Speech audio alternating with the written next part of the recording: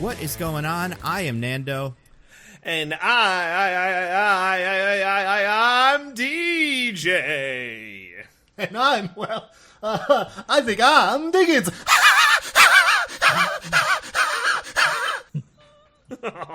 And this is Mostly Nitpicking, a podcast where every week we pick apart a piece of pop culture by looking exclusively at the details. Woohoo! This week, Oh, yeah. we're picking a movie. Yeah! See, I feel like you guys are doing like a Kool-Aid man. It's like, oh yeah! Oh, Like, yeah! it's a bigger start. But Like yeah. oh, yeah. Kind of. I feel I like think you guys... it's like, oh yeah! Here's the thing, I think the difference. You guys are doing it as like any man. You have to do it as like a Long Island woman or something, which I feel like is what he's going through. Oh yeah, like that's what it's really a Bob's Burgers kind of impression palooza. That's in this actually, movie. yeah. Did you guys know that Bob's Burgers is based on this movie? What? Yeah, No, crazy. it's not. Wouldn't be surprised. This week we were talking about the Cat in the Hat movie, the one called The Cat in the Hat. Yeah, we are. The only one that exists. The rest are just animated shorts. Yeah, and And there's a reason for that, it turns out. it's weird how many of these there are. How many Dr. Seuss movies there have been over the course of, like, our lifetime, you know? They've tried everything. To be fair, though, Lorax. only 2 of those were live action, and this one's Right. the reason why there's only 2 of them. Yeah, it's a shame. I wonder if they'll ever take another shot at it. But we'll talk about it. Speaking of things they're going to take another shot at. You know what they're not going to take another shot at, you guys? Scripted HBO television. That's all gone. No, maybe not. Who knows? It seems HBO like it. television or movies. Yeah, this week... Or video the news games. of the Rehearsal. Or pretty much anything that's not reality shows or the things the new CEO personally cares about. Bye, Harley Yeah. Quinn. It was nice knowing you. Yeah, the news of the week this week, for people that don't know, is that the new CEO of Warner Brothers, dressed in a kind of tourist uniform, knocked on the door and opened it and then shot Barbara Gordon. And yeah, it's just like that Killing Joke. And then It's happened took in real pictures life. of it and then sent them to... Would he send them to Michael Keaton or Robert Pattinson right now? I mean, maybe Ben Affleck. Who knows? Ben Affleck hard to is say. filmed scenes for Aquaman. So, like, I don't know. It's all of them. They're probably in a group chat of, like, these pictures. But, yeah, the HBO bloodbath continues. I know we're probably going to talk about Batgirl. That's important. But I'm sure you guys saw the other casualty of this announcement. Oh, wait. I'm actually not sure what you mean. Yeah, me neither. Please do share. It's a certain, I believe, Christmas special. Oh, yeah! in the- Oh, a shame. A in- tragedy. in the- We could have in the- feasted for weeks off of this one. I was gonna say, yeah, in the Scuba verse. I'm not sure. There's not a ton of information about it. I feel like I talked to someone who seemed to suggest that it was part of it was a prequel, like in that between time before they became adults. And yeah, probably them just solving some mystery or something. I don't know. Shame. It's a real shame. It's weird. I think so. the director or the writer or someone said it was basically done, like the Batgirl movie. Yeah. So I guess for people that don't know, which I feel like, well, no, not everybody knows. The other day, which was, I guess, Tuesday, Warner Brothers decided to cancel the Batgirl movie, which was done. And by cancel, we mean just like they're not putting it out. We'll never see it. It's probably a tax thing on top of the new CEO guy just not liking it or not wanting to show it. I've heard different things throughout the course of the last day of like people saying, oh, it actually wasn't very good, to, you know, I've heard that a couple times. But yeah, it's just super weird, and we'll never see it. From what I understand, the more recent reports suggest it was less about the quality of the film and more about Warner's merger with Discovery from their parent company. They saddled them with with billions of dollars of debt. Because that's a thing you can do if you're a corporation. And they gave him a new CEO who only cares about unscripted reality television and the things that he personally thinks are cool. And what things do we know? Do we know what he personally thinks are cool? I think. What are his thoughts on the Harley Quinn show? Does he like it? What we know so far is he's like really, really invested in huge tentpoles. So he wants like Batman, Superman, and Wonder Woman movies. Yeah. I think there's nothing else he cares about. I think the Dwayne Johnson stuff is actually something that he's on board with. Good. Yeah, like the Black Adamiverse and the Super Petsiverse, but like the idea that I want to say there was something yesterday in the news that said like Dwayne Johnson says it's the Dwayne Johnson universe now, and like I wouldn't be surprised. But yeah, I mean, cool. It seems like there were a lot of cancellations last couple days. Canceled like the Samantha Bee show, Raised by Wolves, like a couple things that Jordan not Peterson. that many people. Whoa! They did cancel him. Shoot! Now he's going to cancel them. Then maybe the Batgirl will be freed. Jordan They're Peterson going to get rid will of all save that us. stuff, but keep like Bill Maher. Like, is that really what we're doing? Like, come on, what the fuck? Well, so it's interesting. It seems like a big part of it has to do with the distinction between HBO and HBO Max. And Bill Maher would be considered HBO content because he airs on TV. HBO Max seems like what this guy wants to get rid of. And specifically the scripted originals on HBO Max, which like Harley Quinn, one of those. James Gunn has said Peacemaker is safe, but I don't think that's necessarily like, not like I don't think that's true, but I wouldn't bet my life on it. So you're telling me the rehearsal is safe? The rehearsal would be safe, yes, in this Thank God. situation. That's all I care about. What wouldn't be safe? What kind of great Are you HBO sure? Max content? I mean, what you're saying is an HBO show, right? Because I was going to say, I'm sure it's far more expensive than a regular unscripted show. But it's not HBO Max, so it's okay. I mean, I'm sure they will cut down on that. I'm sure next season his dummy, bar will have a lot of, made of styrofoam instead, and there will be one extra in the back of every rehearsal scene. But to that effect, it will kind of exist the way you expect it to. It would be hilarious if you went like deliberately like cheap on purpose. Like it's like, well, we couldn't afford a real set, so it's just like a drawing of the place. Like, that'd be like great. just use your imagination to pretend like we're here. Thank goodness it's unscripted content, because that means FY Island probably FY also Island's safe. Yeah. Thank God. I know they also, and this is the thing that I think is the weirdest maybe thing they did, they took some movies off the HBO Max catalog that were made and like out, and like that Seth Rogen American Pickle movie that I'm sure came out, and like some movie where Cole Sprouse or whatever goes to space, and like they just took it away from. That's you can't weird. watch it. So weird. Like, what's the benefit? Like, don't they want more subscribers, or do they not care? I mean, I'm sure they've done some math and decided this doesn't give them subscribers. I would imagine The maybe their algorithm contracts said it wasn't hitting the right taste profiles. Yeah, honestly, it is very much that coming out of HBO as well. I don't know. How do their bosses feel about their fucking 50 subscribers for Discovery Plus? Like, there's no way people subscribe to that, right? I mean, there's rumors that the plan is going to be they're going to roll. We are going to have to subscribe. Like, HBO Max will become Discovery Plus, and that will be what the app is called, weird. and it will have a little tab for HBO stuff. Why? Yeah. Why? What an incredibly backwards way of thinking about that. Right? Yeah, I know. Crazy. That's insane. That's like the dumbest shit I've ever heard. That's like taking a brand that has actually built itself up as being pretty good and like worth it, and then deciding to Paramount Plus it instead. Yeah. Right? It's so accurate. It is crazy, too, because, like, HBO Max, I remember when this came out, when they were like, it's going to be called HBO Max, and it's going to have all the Warner Brothers stuff. And I was like, that sounds like a dumb name. But they did a pretty good job with, like, branding it as something that is pretty good. And, like, most of the content on it is, on the better side. But, yeah, it's going to be Discovery Channel Max now, probably, something like that. God, I hate it's so dumb. Don't you want to watch all your favorite reality TV shows on the Discovery Channel? Yeah, they're just going to have to find out ways. It's going to have to be like my 600-pound Harley Quinn. Then we get Harley Quinn back. But then everything has to be filtered through that lens. We don't have any more scripts. The voice actors just go into the voice booth for a little while and, see what comes out. Yeah.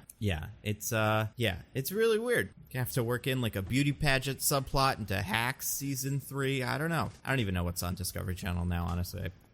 I know the Food Network stuff is on there because that's where they house all that, like the Food Network stuff. So you can watch Guy Fieri do season 20 billion of Diners, Drive-Ins, and Dives. You watch Chopped? Are there Everyone any loves diners, Chopped. drive-ins, and Are there any diners, drive-ins, and dives left? Apparently, he just did one in Bridgewater, New Jersey.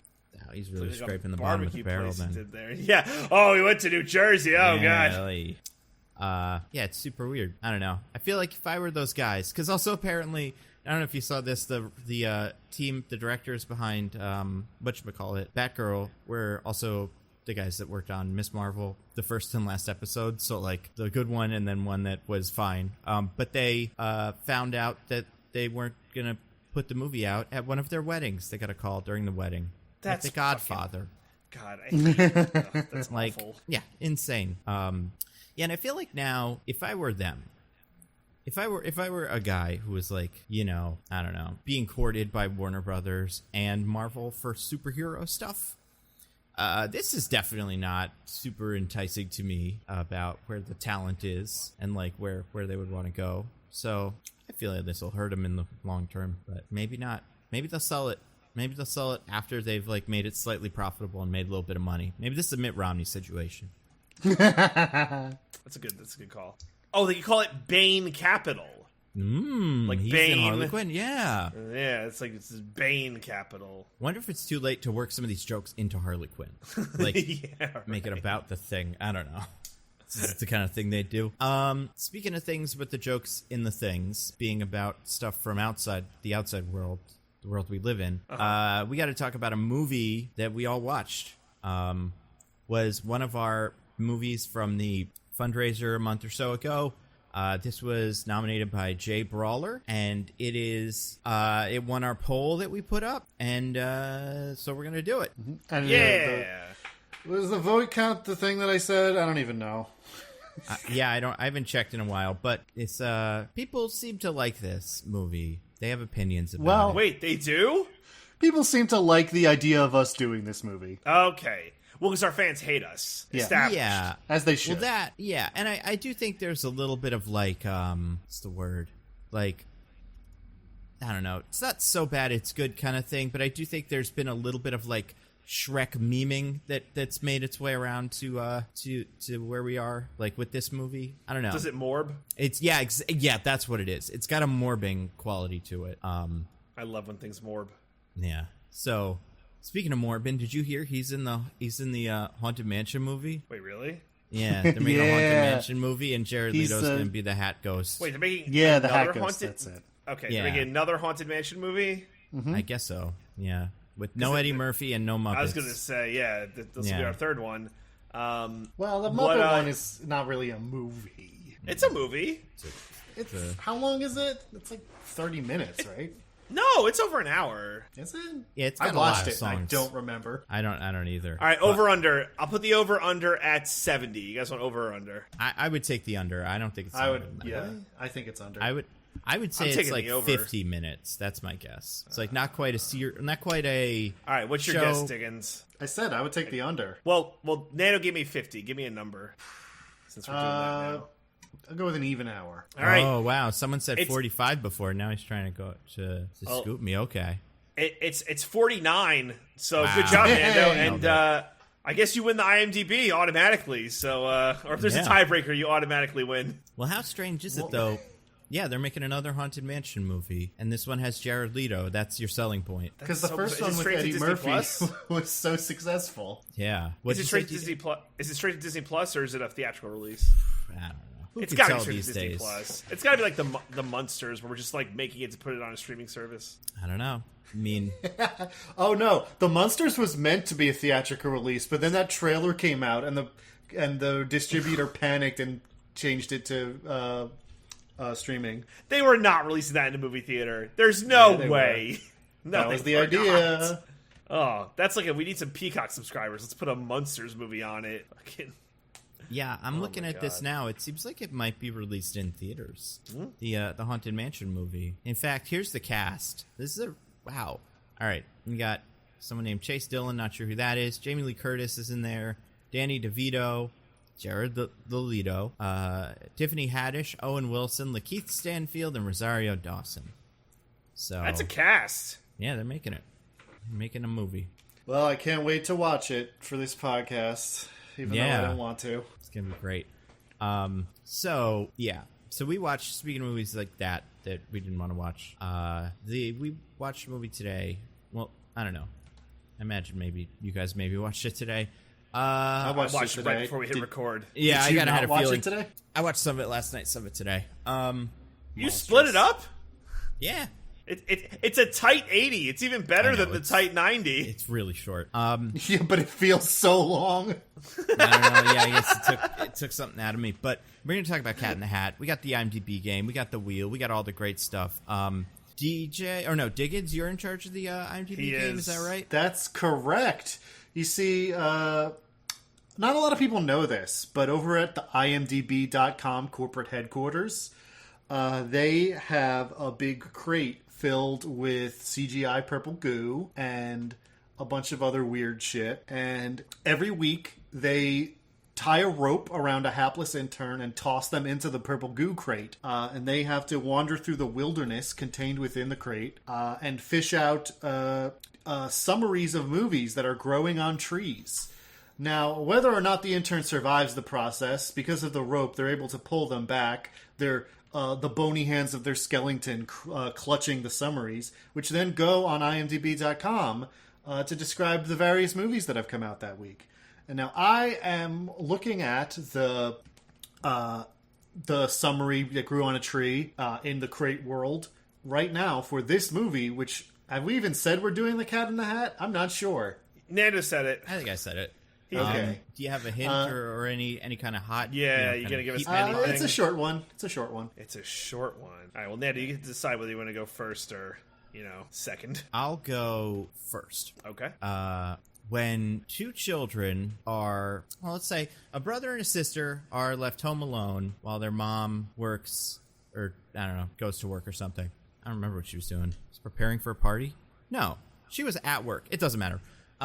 Two children are at home and bored, but then an exciting visitor appears, some sort of magical cat in the hat that causes all kinds of chaos and fun in the house. Yeah, I don't know. All right. Do I count everything you said there, or was there a cutoff point? Yeah, what's going on here? Yeah, and ends with I don't know. That's the yeah. Diggs, you said it was short? The camera in the, It's a short one. In the thing. Yeah. All right.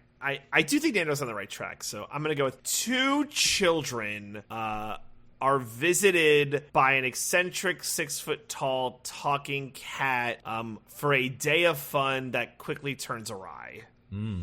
That's pretty good. This is tough. Neither of you did great, but you both hit two things. You both hit one thing that was the same and one thing that the other one didn't. Damn it. Damn. So who got the spirit of it? Who didn't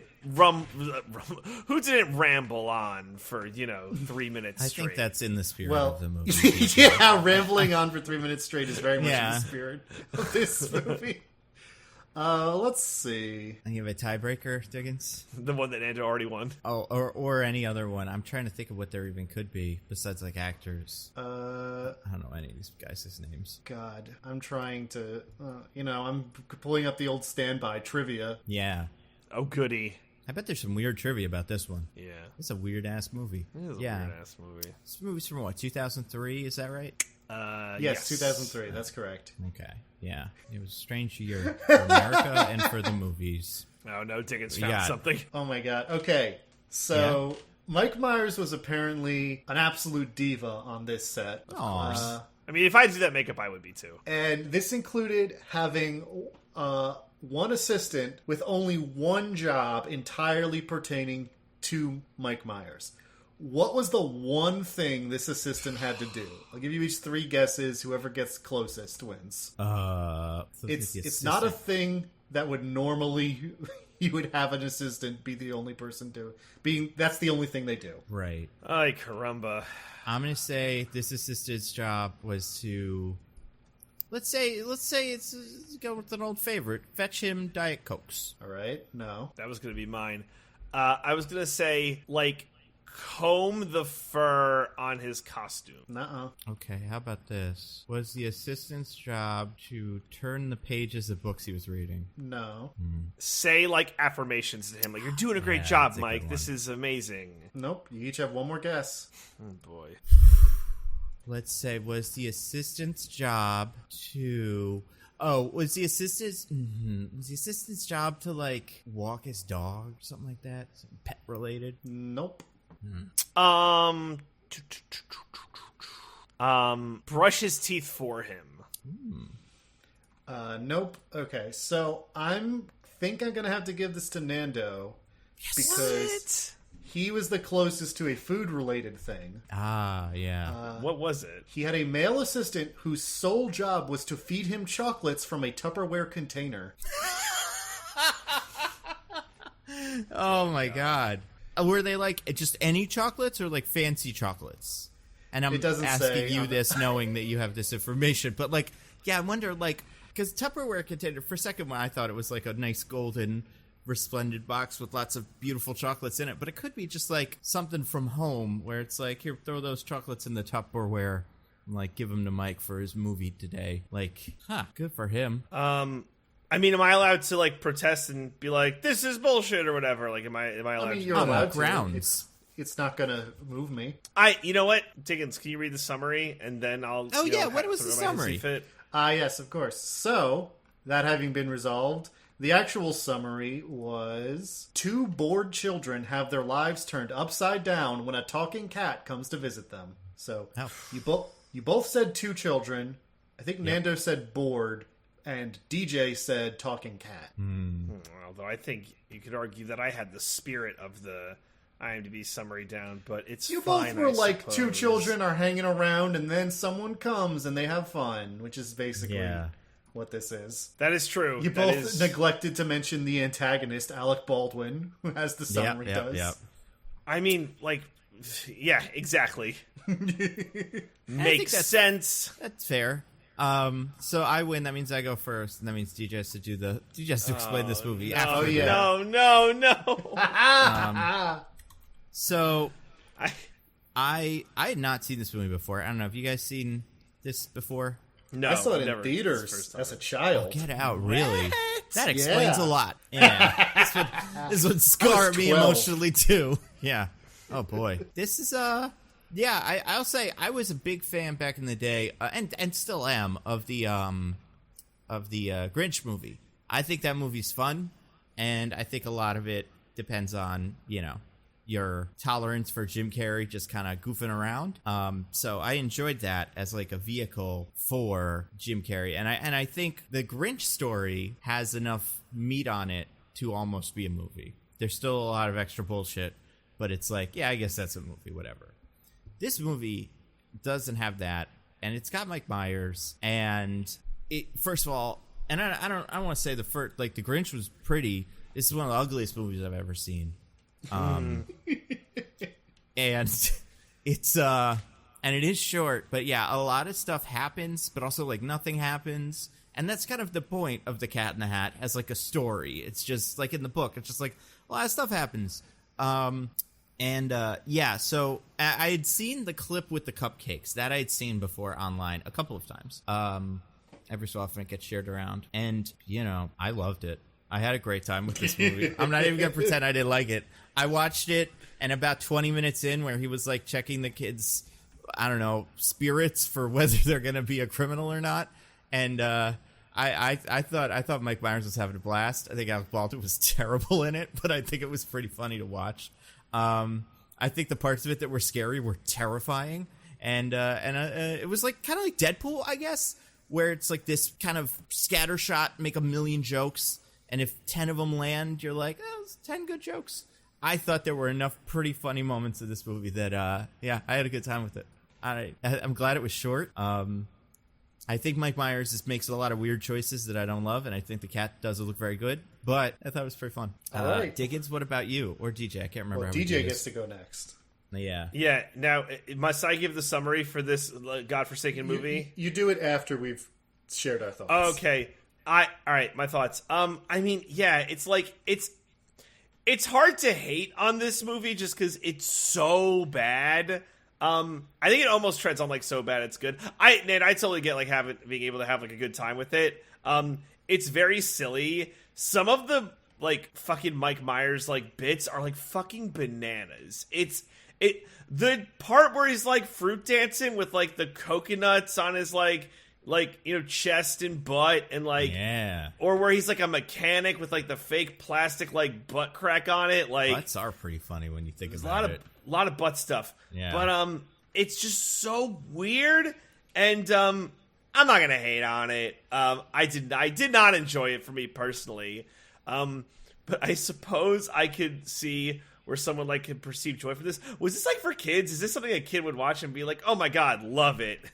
Those are two different questions, perfect. DJ. Yeah, I think it's the same thing as The Grinch, except it didn't succeed. Where it's like, it's a movie for kids that kids will kind of aesthetically, enjoy because it's flashing colors in a story they kind of know, but it's full of jokes for their parents that the kids will probably laugh at because the guy in the costume is saying them silly. But the most of the jokes of this movie are not for children. Yeah. So yeah, it is. I'd say it's walking a really weird, delicate balance between a kids movie and an adult movie. I would say it's doing that and failing. Yeah, I think that's fair. I think this movie would be terrifying for a child. I don't think a child would enjoy this movie. I don't know, Diggins, you were 12, so I feel like you're even above the target demo for this. But like, what were your thoughts when you saw it the first time? So my thoughts in general, including my thoughts at the time, you're both out of your minds. This is a horrible movie. I said that. Hate It's on pretty it. good. I loved it. Oh, well, all right. No, it's... Oh, my God. I agree with what you said, Nando, about, like, the Grinch live-action one is, like... I'm not going to say it's a great movie, but I think it is frequently entertaining. And I think a large part of that is because... The Grinch as a story has like things to flesh out to make like a plot, and like, were the additions they made the best things? Probably not, but it made sense. There was a story happening, and the Cat in the Hat is not that. The Cat in the Hat is a cat shows up, does a bunch of bullshit, and then cleans up the house and leaves. And it's really hard to make an actual story out of that that's not for kindergartners. Which is fine. It's a book for kindergartners. But this movie is not. Because it's A, terrifying. B, filled with jokes about the cat jacking off and shit. Hell yeah. I love that. And is just otherwise like completely not aimed at children, except for the parts that are, because it's mind-numbingly boring for an adult. Mike Myers is swinging for the fences, and he misses every time. That's a good bumper sticker review. No. I will not accept that. There's some grand slams in this movie. It's like the best bumper sticker review I could not disagree more. We'll Did get not to it laugh in a wheel. single time. Oh my god. As a child, I am pretty sure I was like, that was really bad, and also I didn't understand most of it. Yeah, there's a weird thing. I'm wondering what age it was where I saw a movie and went, I didn't think this was good. I think this was a bad thing. And I could see like this being someone's first that. You watch it and you're like, actually, I think some of these are really bad. It's just like not every movie is awesome. I think by 12 Well, right. I'd already had that realization, but I don't remember from what. I remember thinking it about the Ang Lee Hulk movie, which in retrospect is not that bad. And I guess like the third X-Men movie, but those would have been both. Those were both after this. Yeah, I don't. Nando was already a cynical adult basically by then. Well, yeah, I mean, like I'm a fool. I had a foolish child brain for longer, I guess, than Diggins did. But maybe I don't know. Maybe it's because I didn't see this movie. This would have been my waking up. This like, is a turning point. Rock bottom. This movie changed my life for the worse. DJ, as the loser of the IMDb B is in spelling bee, as the winner of it, I command you to tell us what happens in this movie. Who are our principal characters, and what are some of the things that drive the plot? I mean, am I wrong to say that Diggins kind of nailed it, where a cat shows up, does a bunch of bullshit, makes the house dirty, cleans the house, and then leaves? Like, is that not what happens in this movie? That's the plot of the book, DJ. We want the plot and of the this movie. movie. I think there's extra stuff. Yeah, way more there's stuff. more There's stuff. a villain. Like It's crazy, right? So, okay, I'm gonna do this. I can do this. So yeah, we got. There's like two kids, right? and they got a parent who works for a crazy man realtor. And he's got, like, the energy of, like, yeah, I'm going to fire you, lady, because you don't care about work enough, and I need you to care more about work. So that's going on. And meanwhile, her neighbor is courting her as, like, hey, we should get married. I mean, he doesn't say that from the get-go, but he's, like, putting the moves on her. It's Alec Baldwin, by the way. Alec Baldwin is the neighbor. And he just, like, wants to fucking marry this woman so badly to the point where, like, the boy child is kind of shitty and she wants to send him to military school, but the girl's like more straight-laced and put together, and he's like, at one point he goes like, I'm gonna marry your mom. He says it with like such aggression. It was something very odd. So, you know, it ensues that the kids must be left alone. I mean, there's like there's a babysitter, Mrs. Kwan, who does not matter. She sleeps a lot. And so they're home, and the Cat in the Hat basically just shows up, and he does a lot of his Cat in the Hat bullshit. At first, it's just a lot of bits, but then there's like a whole plot where there's a box, and the box is gonna like let out evil if they don't properly lock the box. To which at one point the lock gets stuck to the dog's collar, so they have to chase the dog. Mm-hmm. It's like a significant part of this movie. It's so weird. So they gotta chase the fucking dog. The neighbor, Alec Baldwin, is super onto them. They're like, there's something going on here. You kids, I'm gonna bust you. Your mom's gonna catch you, and you're gonna be so sad about it.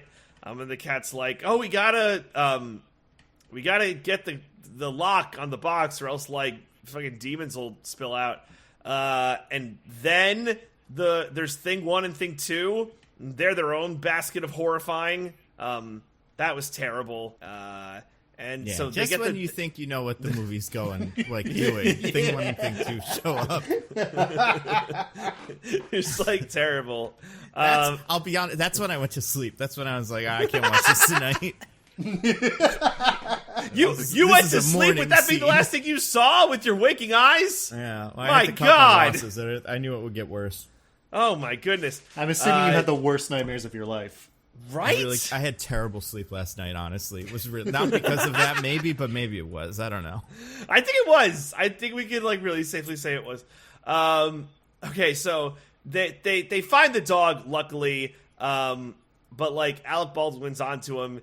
They get to the house and they're like, oh, everything's good, but it actually turns out everything has gone horribly wrong, and like hell itself has unleashed itself on the house.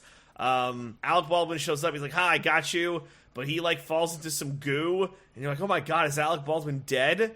Then, you know, the brother is, like, heroic. They clean it up, but the house is destroyed, and it's really sad. And then, like, literally immediately, they tell the Cat in the Hat to leave, and, like, a second later, they're ready to, like, to face the music of their mother coming home, and they're like, here we go, and, like, it's the Cat in the Hat. And he's like, I'm back, and they're like, oh, my God, you came back! And guys, it literally had been like 3 seconds. It was so weird. And then everything's cool. And there's a musical number. There's 2 whole musical numbers in this movie, and they're both bad. Alec Baldwin didn't die. He comes back covered in purple goo, and the mom's like, "Get the fuck out of here, you piece of shit." Yeah, that's this movie. I think. Did I get it all? Is that this movie? There were some finer points. I think those will be fleshed out during the wheel. Overall, I think you got the main stuff. I do think the idea. I think the one thing that I think people that haven't seen this movie, that maybe have seen like what the Cat in the Hat and it looks like and stuff, I don't think they understand what Alec Baldwin's deal is. Like, I know we're like explaining it, but you got to see him in this to kind of understand. It's true. And he does a fit. It's really weird. He has an arc very similar to the principal in Ferris Bueller, I would say. Like, he's right. Weird stuff's going on, but he also has to get his comeuppance. I don't think, like, he's not like a terrible person in real life like that guy, but he's like it's that kind of like, that's what they're going for. Wow. And not in the specific ways that the guy who played the principal in Ferris Bueller was a terrible guy. That's true. But I feel like it's just one of those movies where you want to, like, Alec Baldwin is awful, but he's also like totally right the whole time. And he's gonna go insane, you know? I mean, it's kind of the same thing with the fish, because the cat in this movie is just a complete prick. Like, yeah, there's nothing redeemable about him. He's just really mean. Well, he's funny, so you know that actually makes. Well, I disagree, Nando. I disagree quite strenuously with that assertion. No. Speaking of things that are strenuously, I'm going to strenuously spin this wheel. We got a couple things on the wheel. I think it's 10. Maybe it's 10. And that'll help us to talk about this movie, because there are a lot of weird specific things in it that I think we ought to get at. Like this one, I spun the wheel, landed on one of yours, DJ. It's just a question. It's where are we? Yeah, so, hey. The town of Nando Anvil. Diggins. Okay, where is that? Is it in America? Yes. I assume so, I think because, so. Right, there's references to, like, Rhode Island. And they all have but, American like, accents. Yeah. But, like, what state are we in? Like... Not Rhode Island. There's a reference to the, like... What is it? The Taiwanese parliament at one point? Which, brave choice movie. Love that. Brave choice picking Love the it. Taiwanese parliament. I don't know where this was supposed to be. You know where it really is? I don't know if either of you guys seen the movie Vivarium. It's kind of new.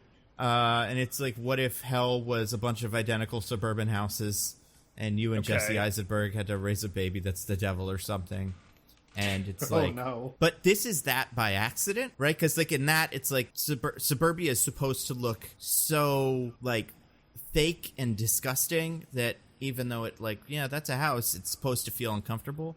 But with this, it's like, I would be surprised. These characters could be like living in like a Truman Show situation where like, the sky is painted onto a dome above them and they don't even know. Maybe that is what's going on. Maybe.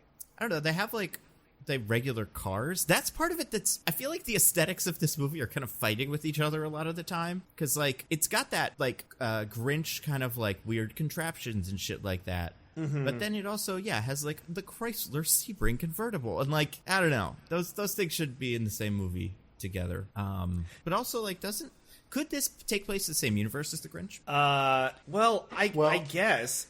Maybe the Grinch happens in the universe that you get through the crate in this movie. Oh, and yeah. this is like the real this is like the human universe, and that's the Hooniverse. Well, actually, now that I think about it, that would make sense, because the whatchamacallums, the things look like Who's, and they are from that universe, but also, is part of the deal with the Grinch that it all takes place on a snowflake, and they're all like microscope, right? So maybe that's how Whoville works, Yeah, maybe it's like a microverse, like quantum realm situation, and they have escaped through the quantum realm into this. I mean, sure. Your guess is as good as mine.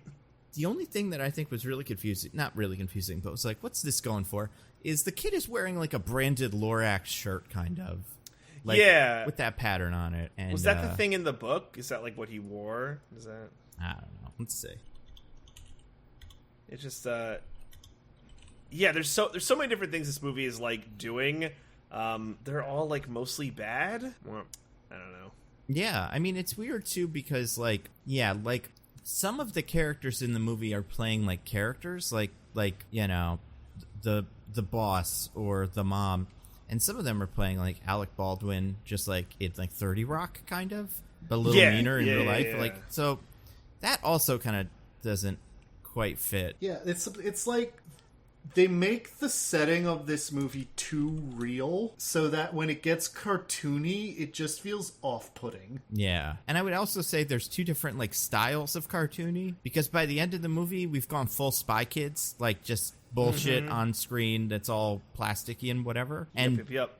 And even like the things and the Cat in the Hat don't really match. They might as well have different frame rates. Like that part of it's so bizarre. I think they might literally have different frame rates. Yeah, I wouldn't be surprised. Or if one of them's just like, sped up like 1.5 times speed. I mean, we'll get to them. Also, in the book, the kids are just wearing like black and white. Boys wearing a turtleneck, girls wearing a little dress, but like no designs or anything like that. I spun the wheel again, landed on one of mine. This is just a weird little thing that I thought was weird. This one just says, the boss ain't getting catpox. What's the deal with the boss being a germaphobe as like a joke? The movie thinks that is so funny. Right? Like, and... Oh man, this movie thinks if you have anything that's not like the perfect average for a person, it's so funny. That's true.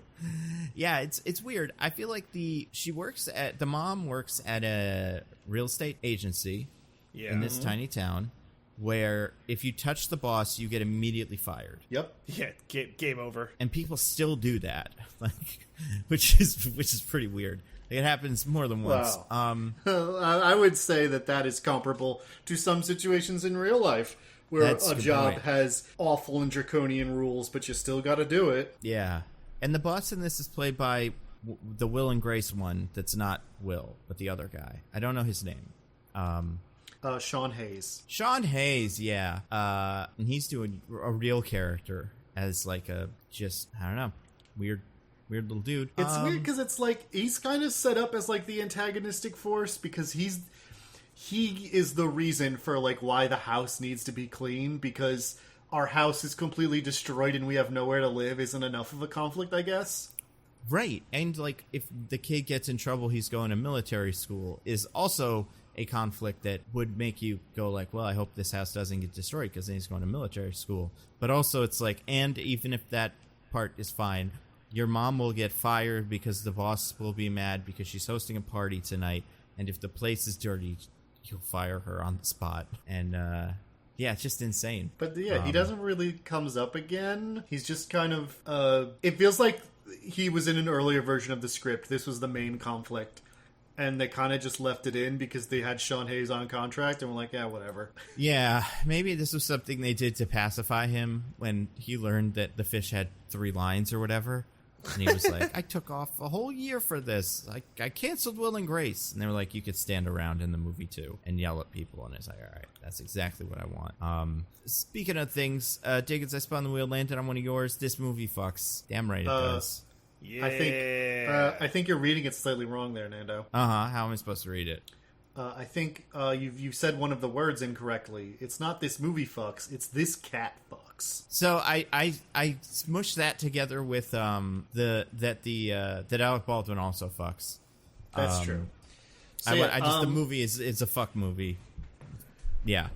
One of the first things the cat does when he shows up, and he's kind of like goofing around with the kids, is he sees a picture of like their mom's headshot, which is framed and sitting on a table for some reason. Because she's a realtor. That's what they do. But like in her own home? That's true. Yeah, why not?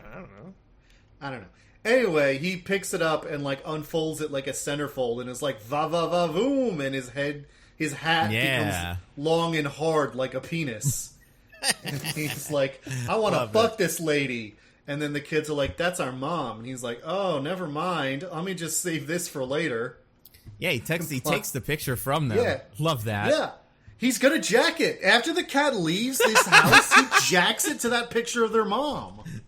And good for him, you know? You can't prove that, Diggins. No harm, no foul. I mean, yeah, he's a lonely cat. What's he supposed to do? And then later, I think he has a moment with, is that Paris Hilton? Yes. That was Paris Hilton. I was like, when she turned around, I was like, who the fuck is this?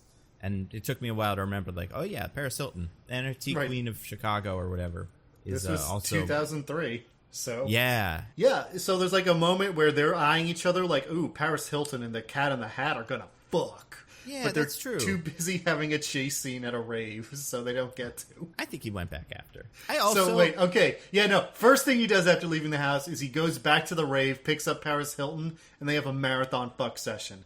After she leaves, he jacks it to the picture of their mom. I also maybe that whole like whatever that is, secret Cat in the Hat club like zone is just for orgies and stuff. Like, you know, that's just he just was there a little bit too early, or like they saw the kids, they're like, everybody get dressed, and because it does seem like, I don't know, does he live there? Is that part of the Hooniverse? Is that also in the crate world? Doesn't look like it. There were people because in there's humans. Yeah, they're human beings partying there. There's Paris don't Hilton know in there. Is Paris Hilton from the Hooniverse? Do we know that was Paris Hilton and not some like weird doppelganger or something like that? It's true. It could be a doppelganger. All right, let me check know the thing IMDb. 1 and thing 2. They were humans though. They weren't talking cats or whoos. So that is a different kind of species, I would say, than what we have seen come out of the Who dimension before. Let's see IMDb say, Diggins. What have you learned? Yeah, what hold on. I'm looking into it.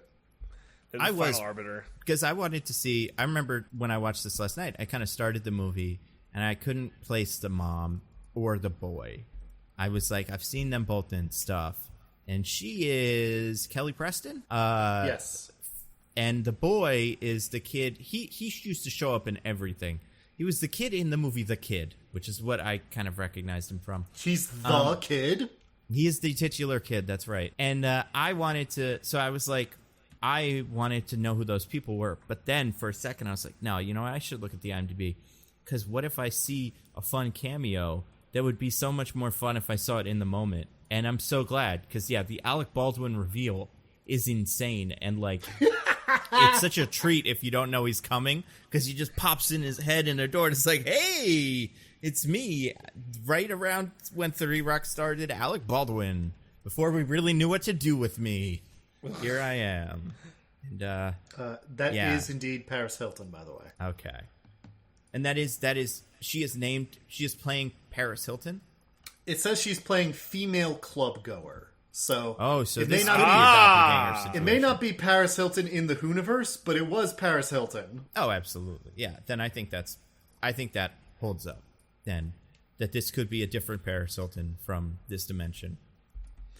So there's like regular humans in the Hooniverse Yeah, maybe it's like a fun place to go. They don't seem like they're slaves. to have your Cat in the Hat rave orgies. Yeah, maybe this is a Matrix situation where they're in the real world and like sweaty rave orgies, and we are in the fake world, and like that's why the world looks so fake that they all live in the actual movie. It's because that is not Zion. We were in Zion for a second. I think that's what it is. But then wait, how can they just like go into Zion if they're like hooked up to the Matrix stuff? It's a good question. The hats are somehow involved, maybe? I see. Yeah, the hats seem to be kind of magic, maybe. Or they're not. It doesn't matter. Also, speaking of cast members, the kid is Dakota Fanning. That's an interesting one. Yeah. I thought you said the kid was the boy. That's Lady. true. The girl kid. The girl kid, that's right. The other kid. The one that could be described as the Dakota Fanning type. Does happen to be Dakota Fanning. The only person in this movie besides Alec Baldwin to escape with a career. Yeah. And, well, I mean, Paris Hilton, again, those NFTs are blowing up. I don't know if you've seen the stripes on her monkey or whatever. They represent her. Yeah. Her personality. But I think the boy kid was fine. Like, little Spencer Presley was okay. I think Dakota Fanning was great in this. Like, I think she had some really good, like, comedic beats that she hit really. I was pretty impressed. For all the shit I give child actors, this was a good child acting outing. And imagine trying to act against whatever the fuck was going on. What can this even look like to you? I You mean, know? we should congratulate these kids because they are indeed small children for being able to do this entire movie without screaming every time they see Mike Myers. Yeah, and it's, especially the Mike Myers stuff, and especially with his famous chocolate feeding boy and stuff. Like, he's probably a weirdo on set with these kids, but maybe nice to them. That's what happens a lot of times. I feel like they're like the kids are like, oh, it was nice to us. I cannot imagine what the things were like for them. Yeah, that had to have been effing weird. And I wonder if because it seems like this movie had a really weird mix of like, we're going to do as much stuff practical as we can. And then the stuff that we can't do practical, we're going to make it look so fake it's not even funny. Mm-hmm. Like, I don't know. It had a really strange balance. But yeah, the Cat in the Hat was definitely gonna. What if the Cat in the Hat was their new daddy? Because I could see the movie ending that way. I was afraid that it would. Like, I didn't remember how it ended precisely. So I was like, God, is this going to be like the new Grinch, where it ends with the implication that the Dr. Seuss character is going to fuck the main character's mom? I think it does. I mean, I'm not saying it does, but I don't think it doesn't. I guess here's a question about kind of this movie fucks and stuff, is what is the Cat in the Hat? He's a cat in a hat. Right. So when he's tiptoeing around with the kids, he is actually there. Yes. You could trap him, like, Yes. presumably. Mm-hmm. Okay. Well, 'Cause I those mean, kids hit him you with could the things. you could trap him theoretically. He does seem to have the like Looney Tunes power of if you're not Yeah. if the camera is not directly observing him, he can teleport. That does seem right. So yeah, there's no reason he couldn't be their dad, like their adopted father. Do we ever find out what happened to Dad in this? No, they never say. Okay. Maybe the cat is their dad. Oh, maybe that is what Maybe this is him trying to bond with his kids without the mom knowing because of the restraining order. Google Nailed this. Hold on. Yes, this was an SNL sketch once. Where now I feel like a hack. I'm going to send it to you. No. Okay. I'm going to put it in the chat. I knew I recognized this idea. It's that the Cat in the Hat comes back and the mom is like, hey, it's been so long and these kids are your kids. And it's like, oh my God, I didn't know it's that. But yeah. So this ending of this sketch might as well be canon in the movie. I treat it as such. I spin the wheel again, landed on one of mine. I want to talk about the Cupcakeinator scene. Oh boy. Because not only can the cat teleport, it can be multiple cats standing next to each other and like interacting. What's that? What's going on with this cat? Is he infinite? Like, is he like a god? Dodoy. He has Looney Tunes powers. Yeah. You know what this reminds me of? This reminds me of like The Mask. I feel like he is kind of that Oh, yeah. Chaos There's a lot of Agent that cartoon energy man in a here. real world thing. Yeah. Yeah. I will say I did enjoy it. This bit I thought was pretty funny, and I love the ending where he's back with the lawyers tying up his little tail saying, I think we can sue or whatever. I thought that was pretty funny. Yeah. I disagree. I don't know what the deal with it was. Like, who pitched it, you know? Like, because I also want this to know doesn't make any sense. who allowed Mike Myers to think he can do a British accent. Well, see, is that his British accent or is that his Scottish accent? Either Is that way, getting into Shrek territory? well, he said he's right. from Cheshire, England, because of the pun. So That's he would be true. who to be You an did say Englishman, an English cat. An English cat. My point is that the English accent he does as this other cat character is horrendous. Loved it. I loved it. Do you think kids these days know what an infomercial even is? Absolutely No, not. Right. Possible. This isn't a thing that still happens. It's that part of it is aged very It poorly was for some barely reason. a thing that happened in 2003, unless you stayed up till 3 a.m. to watch Yeah. TBS. That's true, because the golden age of infomercials was probably in the beginning where Mike Tyson punched the little grill, but also was that ShamWow thing in like the late 2000s, early 2010s, whenever that happened. Yeah. OxyClean, all that shit. But yeah, this is much closer to the Mike Tyson, or not Mike Tyson, Jesus, George Foreman grill kind of commercial. Could It's you imagine what really the weird. Mike Tyson grill is like?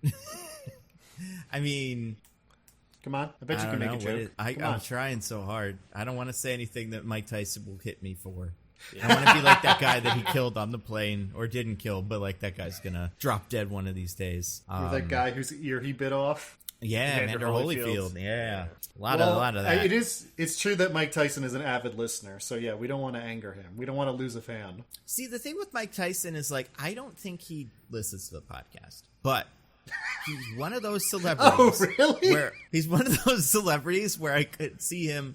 Like, I've heard stories. I want to say Tom Segura tells a pretty funny story of meeting Mike Tyson, where it seems like if I was on a plane with Mike Tyson, I was like, I'm on a podcast, he would immediately listen to the podcast. Like, just because that is interesting to him. I would capture his attention. So, you know, in the future, maybe Mike Tyson and I will have that interaction, and he'll go back and then, because he, you know, probably loves this movie, and then he'll be like, I have to kill him now. So, very respectful. It would be a good grill that would be nice and affordable. It'd be terrific. Would not injure you at all, or allegedly assault any women. Oh, yeah, not that either. Yeah. Oh, God. Yeah, that cupcake bit's cool. Spun the wheel again, landed on one of mine. The things are bad. The worst part of the movie is the things. They're bad.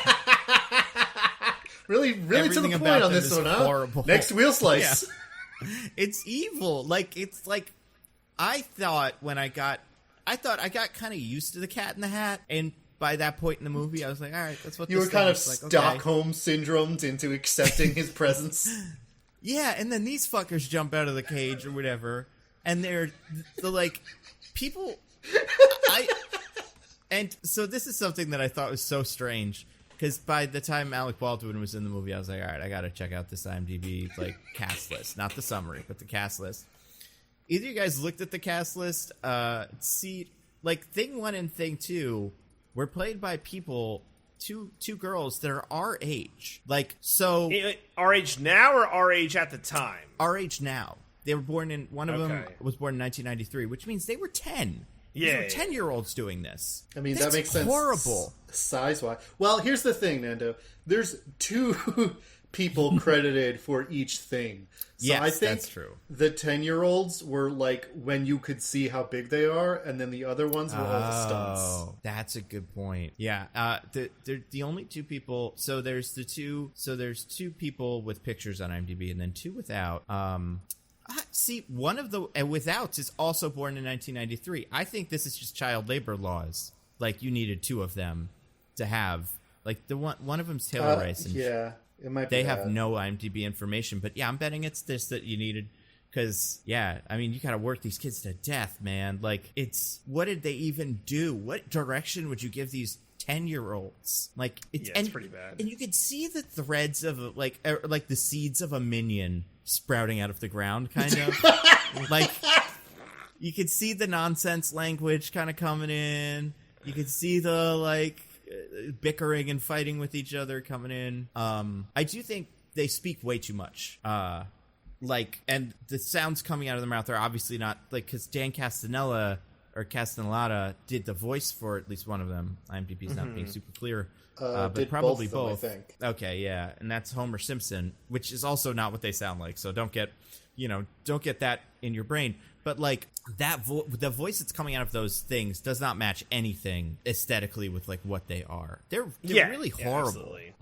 The worst part of the movie for sure. Yeah. So Mike Myers' face has a awful quality to it in this movie, where it's there's a plate that seems to be his actual face, surrounded by fake fur and everything. Yeah, that's unpleasant to look at. And then his nose is kind of pulled out to a cat nose that makes it's a real air of menace to him in a way I don't like. And the things are like that, but more. Their noses are more elongated. They look less human. They have the same kind of face plate thing. It's just someone looked at the cat costume and was like, I could scare more children than this. Yeah, well, and the things in the books are just it's like someone fed a picture of a child through Google Translate language of Cat in the Hat costume. It's like they took a Cat in the Hat costume and then reworked that to be a human costume, but you could have just had it be another child without any makeup and just with a big old wig. Because they're not magic. I mean, they're magic in the book probably, but whatever. But they're not superhuman in any interesting way, but yeah, it's terrifying. Also, one of their names is Chocolate Thunder. I laughed at that. I liked it. I liked that little speech where he said, "This is Thing 2." You know what it was? Because you hate the woke moralists who always want to be fair. Yeah, the PC police trying to stop us from calling people Thing 2. That's right. No, but I did I thought something about this movie that I think is funny. There were a lot of little funny details in things that were happening, in things that were happening. Yeah, when Mike Myers is taking the temperature of the little children, and he kind of makes that face and says hi, like you would do to someone who you're taking their kind of blood pressure. There's a bit in that I love when he's explaining the thing, the thing ranking system, and he goes over Thing 2, and it's the same as Thing 1, and you could call it Thing A or whatever. And then as the kid's walking past them, you can hear the Cat in the Hat say, and Thing 1 says, there's a reason there's Thing 1 and Thing 2. And I don't know. I thought it was funny. I liked it. I mean, the things were bad, but I like that one line. Spun the wheel again, Diggins. It landed on one of yours. And this is just an exclamation that I feel like it makes more sense if you just say it. I don't know. Now I'm self-conscious about it because you were critiquing me earlier. Oh, yeah, that's true. We did critique you. We gave you a lot of shit about it before. But it's basically oh, yeah. Yeah, that was closer. Yeah, that's your best so far. Yeah. It makes you feel better. Like, was that some known catchphrase of Mike Myers's before this? It's a great question.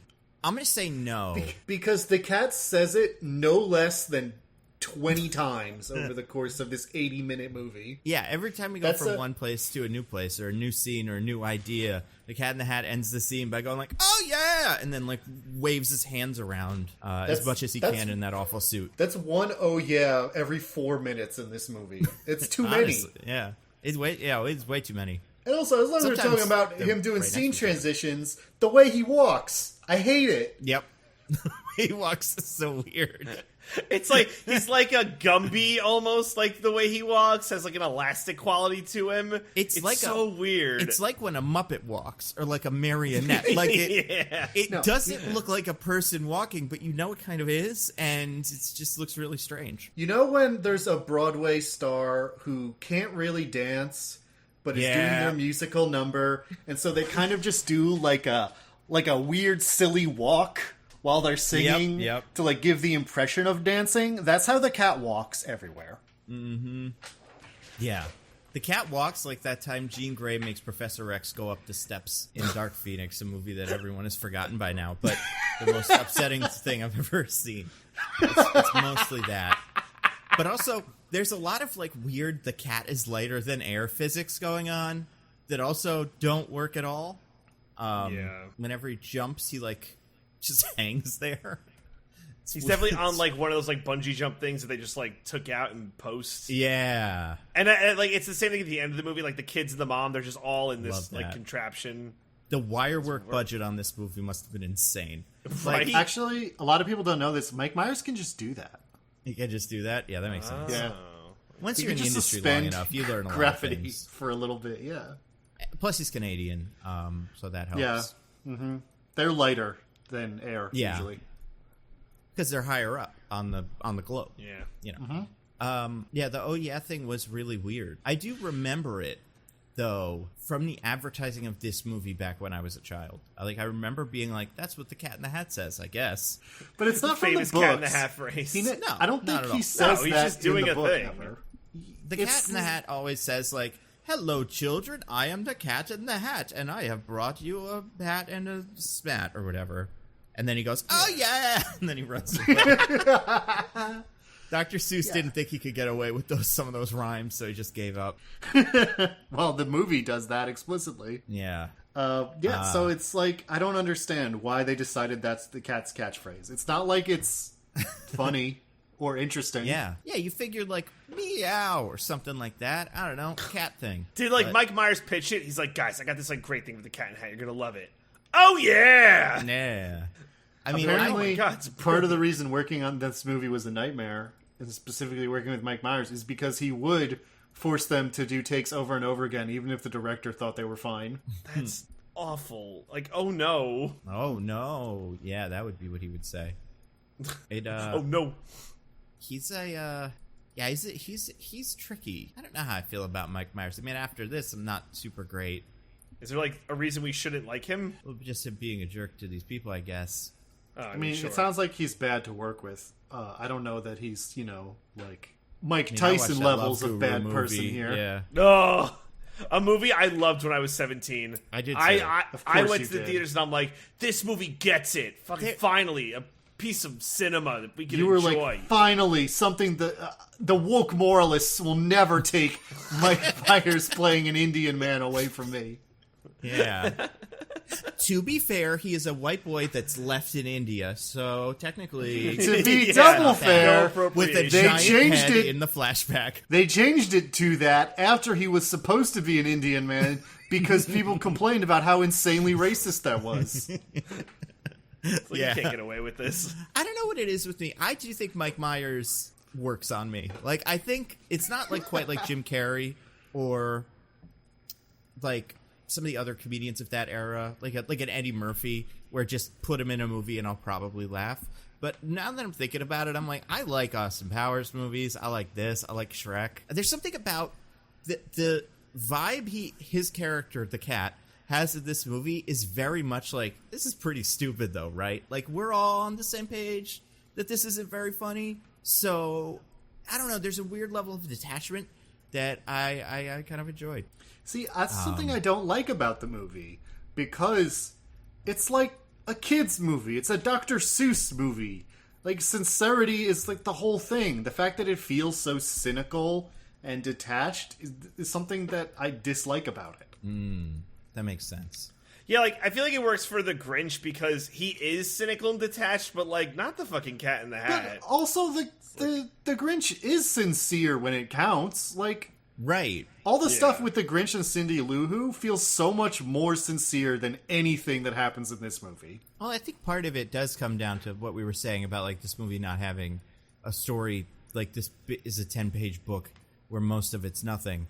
Like, I could see... I don't know what the Herculean task of writing an actual movie about the Cat in the Hat would be, but the idea of him, Mike Myers, getting... you know, I don't know. What do you think he got paid? $5 million, $10 million, something around there to do this Cat in the Hat movie, and they showed him the script, and he's like, all right, fucking, I'll take the money.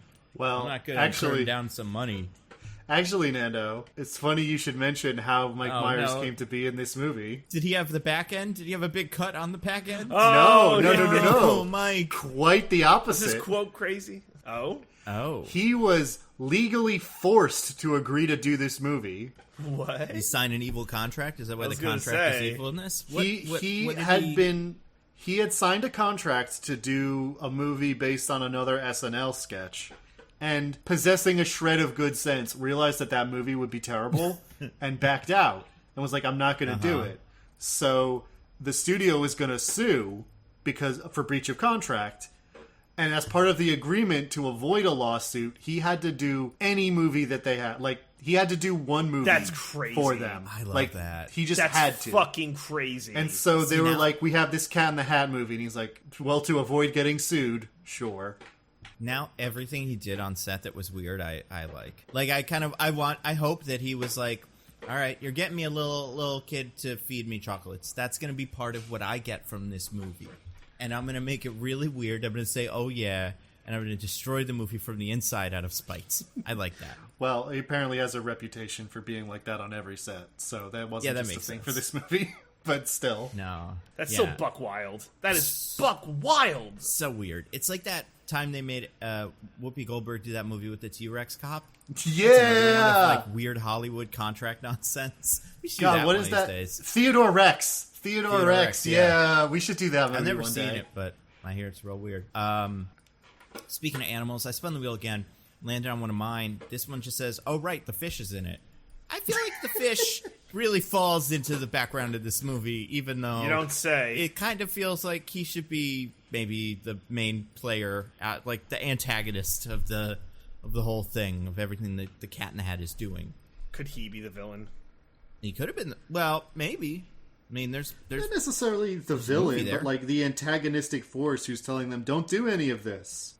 Right, yeah, and instead they kind of let the little girl be that, too, where she is also like, this is a bad idea to do the bad thing.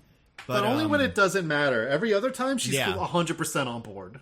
Yeah, and the fish is just like there. Sorry, you go about the fish. The fish is just there whining, and every couple of scenes you'll see the fish in like somebody's backpack or something going like, yeah, I don't like it, and then that's it. It's like, it's so weird because when you talk about like iconography and like the imagery from the Cat in the Hat book, that's a big part of it, and also the fish has a personality, so that seems like the easiest thing to work into this plot. I mean, to be fair, that's all the fish does in the book is be like, oh, don't do this and complain, but that's because it's a 1,700 word children's book for kindergartners.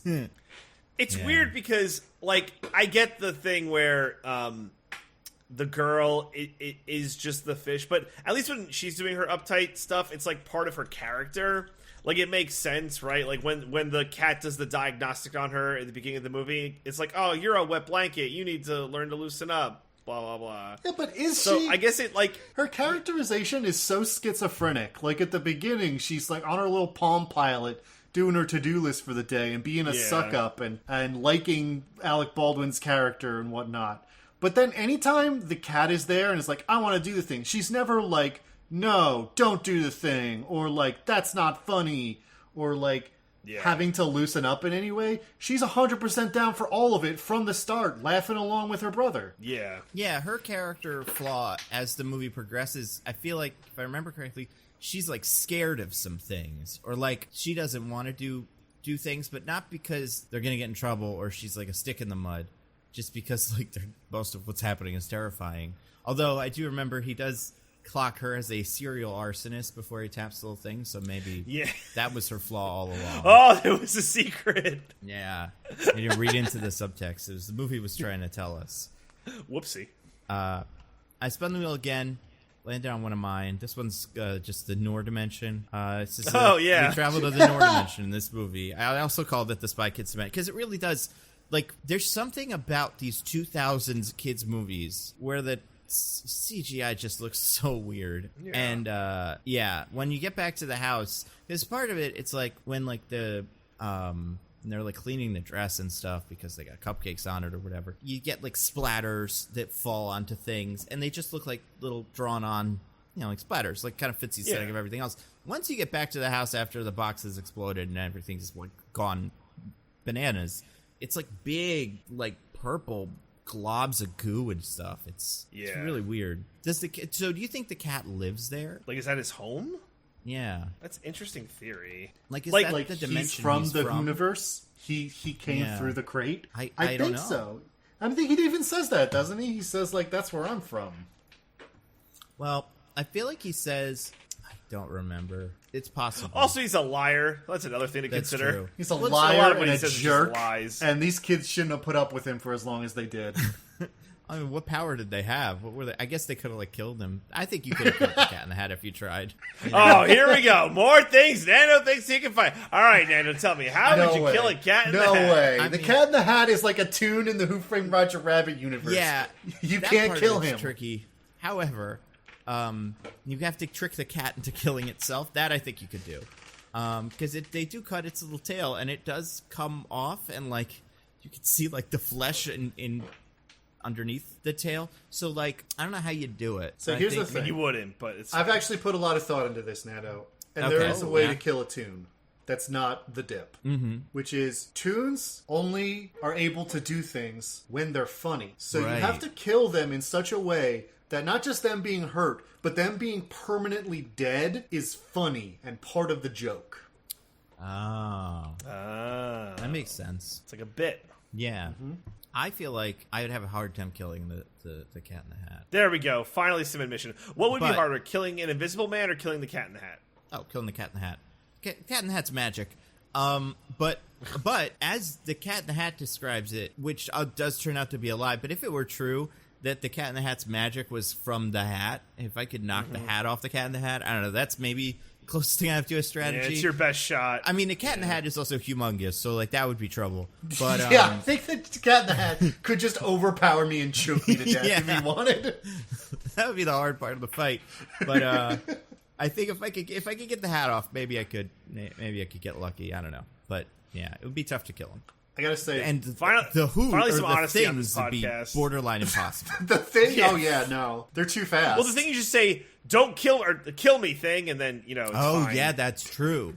You have the Things kill each other. Yeah. Things. Maybe you don't kill the Cat in the Hat for me. Yeah, you have the Things do it. Yeah. That's actually perfect. And you'd have to have like Things don't kill the Hat in the Hat, but also you'd be like Things don't cut the Cat in the Hat's tongue out, so the Cat in the Hat can't tell the Things not to do that. And once that's out, then you're good. Yeah.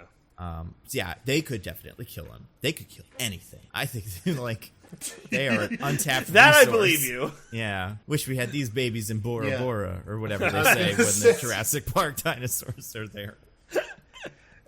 I was gonna say, I think the Things were recruited by the CIA after this movie.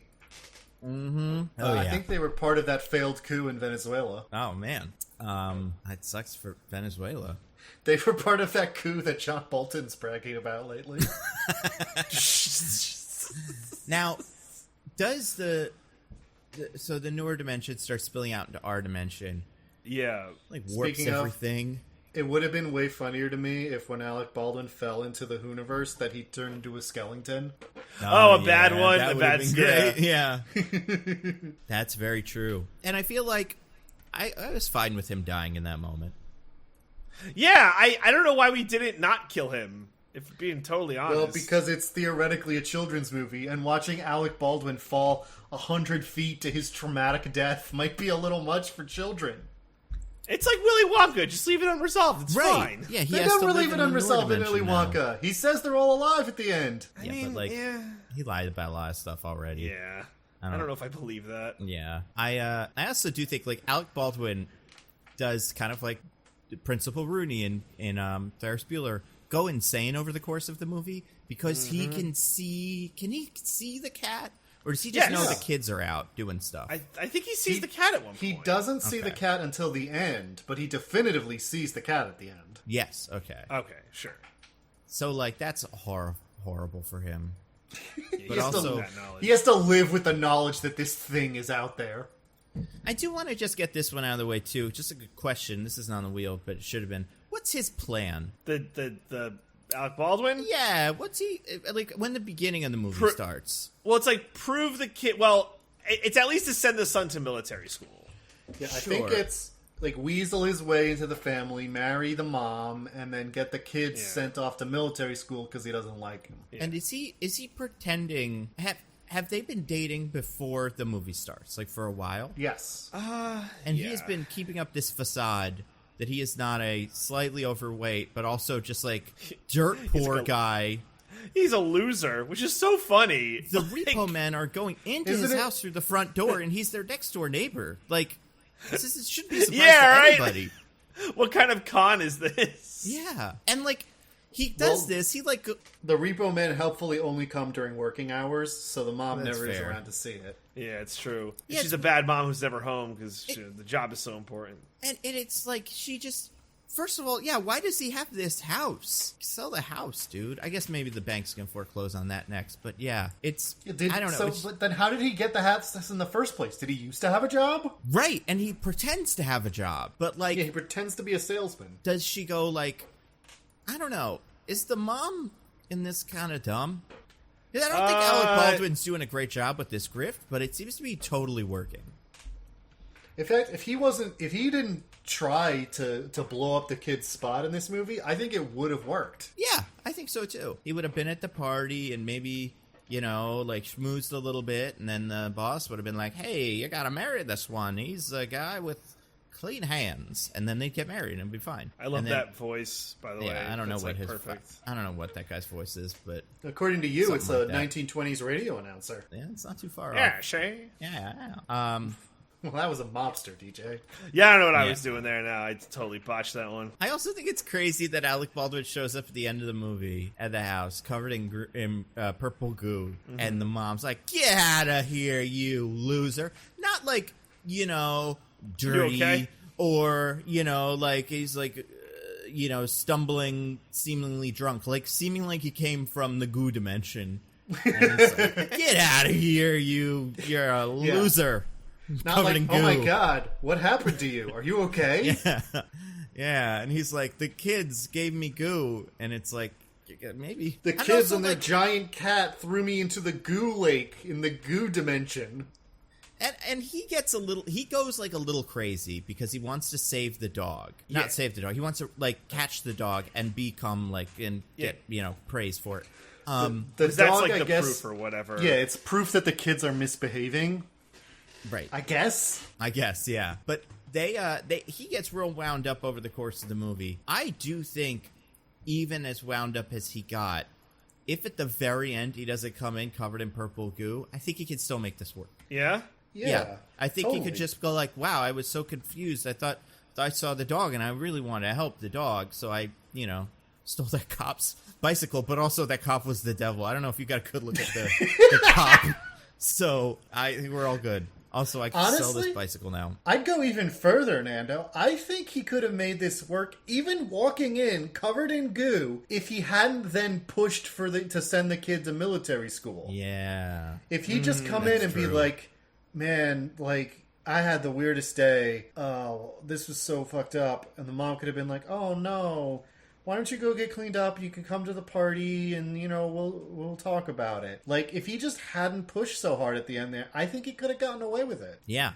I think you're right. Silly Alec Baldwin. I got one more thing on the wheel. This is pretty important, but I do think it did confuse me specifically at the end is the contract. So I was just confused by this because at the end of the movie, everything's fucked. The whole house is broken. Pieces of the house are falling off. And again, I like to go to Fanning's line where the kid's like, I don't know, what does he say? Like, go upstairs and hide from Mom. And she's like, I'm not going to do that for 2 reasons. 1, the stairs are destroyed. That was funny. Like, she's pretty funny. It was funny. Yeah. But then the Cat in the Hat comes back, and he's like, by the way, the second one. The second what? The second Cat in the Hat. The Cat in the Hat comes back. I don't know. I think the Cat in the Hat, Mamma Mia, Here We Go Again, or I don't know. It was a. Oh wait, you're right. That is a book, right? That's a real one. That's the sequel to the Cat in the Hat book. Yes, I was being serious. We could have gotten that. They were gonna do it, except then Audrey Geisel, Dr. Seuss's wife, hated this movie so much she withdrew all permission to make live-action movies for the rest of her life. I mean, I imagine this movie also didn't make very much money, but I could be wrong about that. And I also imagine it was pretty expensive, considering 2000's Alec Baldwin and 2000's Mike Myers probably aren't cheap. I mean, yeah, it didn't make a lot of money, and they probably would not have gone ahead with the sequel regardless. But is she still alive? I haven't checked on her in a while.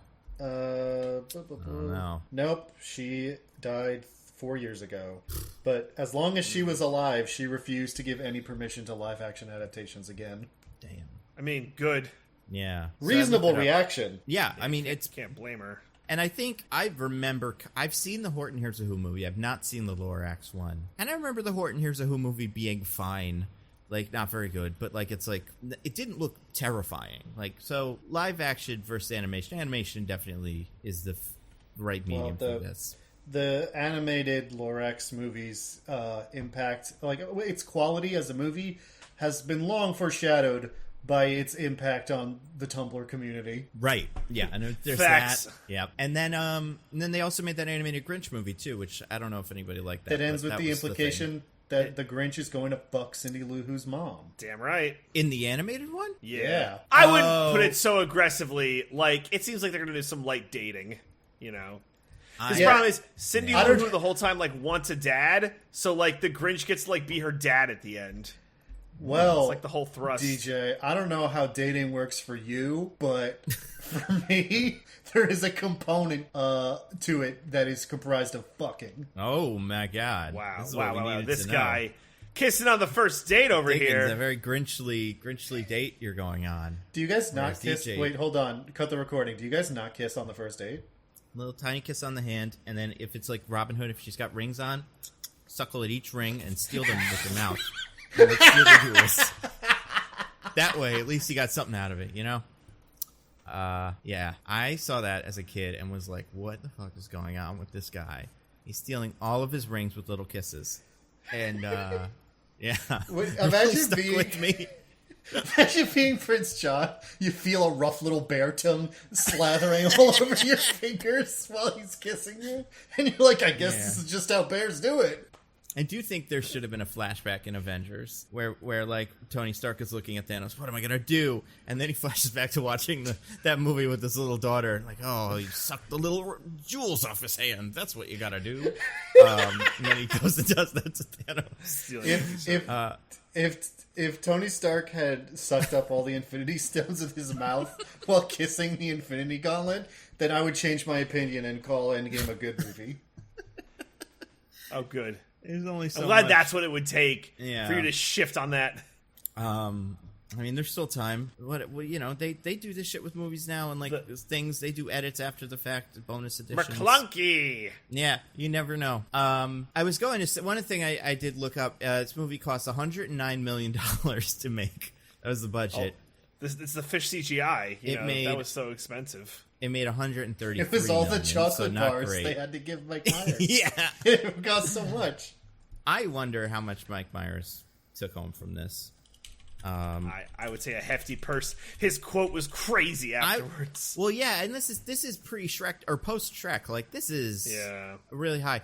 Actually, this movie does represent a decline in his career, eventually leading him to stop acting at all until a few years ago. Yeah, that's true. He did Inglourious Bastards, right? He had that little bit part in there. And A the little Love cameo. Guru, but Yeah, I and mean, the Yeah, Love he Guru. he Love kept Guru going. was probably He kept the going end for of it. another like 7 years or so, and then then he Yeah. quit for like a decade. that makes sense. And now he's back. What was his baby. like coming? Yeah, what was his coming back movie? What was his Adam Sandler's the Hustle movie or whatever, or the It Uncut was Gems? The Gong Show, the reboot of the Gong Pentaverates. Show.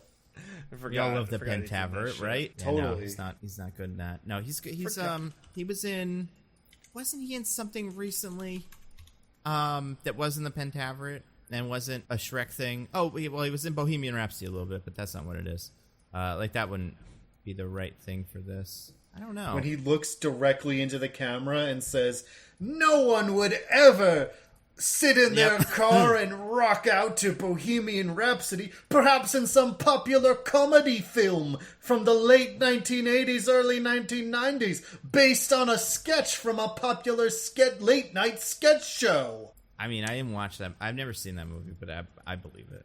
I believe it's That's about like- that heavy-handed. It is. Like, I may be exaggerating by maybe one level. That's about Yeah. it. You know what? Mike Myers is in that cool-looking Amsterdam movie with David O. Russell with like all the Oh, stars. that's true. So that maybe that'll be his coming back thing. I do want to real quick before we completely lose it. The contract. So the cat fully leaves, house destroyed. Yep. The cat comes back and he's like, "By the way, the contract says I can't help you, but actually, if it does the thing that I said that I'm saying right now for the first time, I can, so I'm going to." It Yeah, feels JK like takes back. they did those steps out of order, where he says no contract and then leaves and then comes back. Yeah, But instead, it's in that order. I found that very strange. It also sets up that, like, he even outright says, "I planned the whole day to, like, teach you guys a lesson about having the right amount of fun." And it's like, no, you didn't. You just didn't. Yeah. Like, It's bullshit, Cat. was Alec You're Baldwin lying to part me. of the plan? Yeah. Like, was you getting hit in the nuts by that kid in the pinata part of the plan? Well, he admitted that like the tail wasn't, so probably That's some true, yeah. stuff like not getting wanged in the nuts. I don't know. Maybe he is into that. He's a weird guy.